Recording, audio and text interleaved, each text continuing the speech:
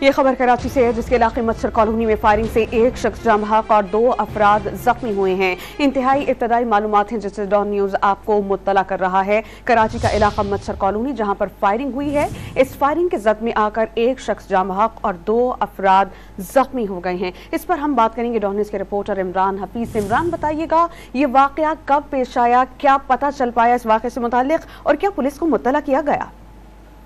دیکھیں، یہ سراب گولڈ مچھر کالونی کے اندر یہ فائرنگ کا واقعہ ہوا ہے۔ اس کے اندر ایک شخص جہاں بحق ہوا ہے جس کی شناخت جو ہے وہ شیرگل کے نام سے ہوئی ہے، جبکہ زخمیوں میں سمد خان اور عبدالجبار جو ہے وہ اس کے اندر شامل ہیں۔